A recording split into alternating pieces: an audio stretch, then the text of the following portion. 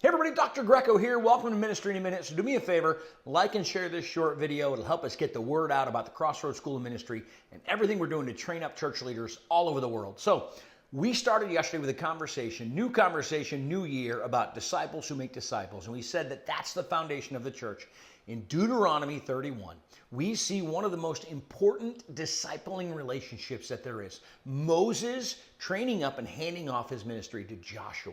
Moses, one of the most important characters in the Old Testament, and Joshua, who took the people into the Promised Land and began the Jews' time in the land that God had promised them. These are two enormous biblical characters.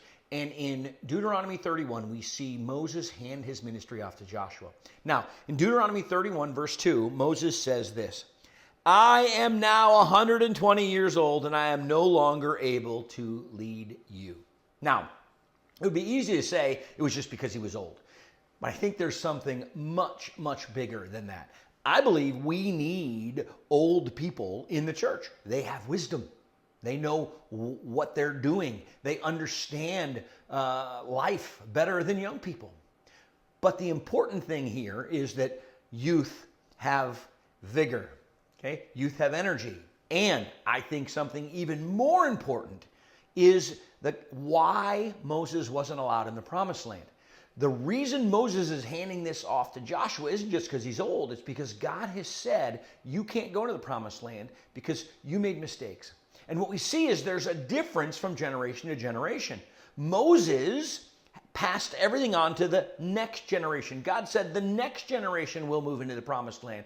Folks, I believe we have a problem in our church because we've got churches that are run by 60-somethings or even 70-somethings. And they talk about reaching 20 and 30-somethings, but they don't know how to reach 20 or 30-somethings. They don't speak the language. They don't understand the way they think.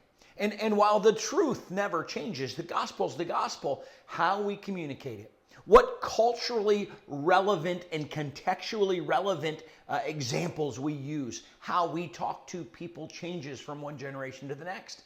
It's crucial that as the church, we use all of the generations to reach all the lost people. That's only going to happen if we are disciples who are discipling the next generation so that they can then reach their peers.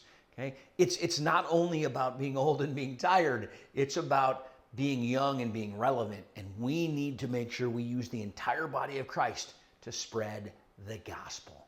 We'll see you tomorrow for another Ministry in a Minute.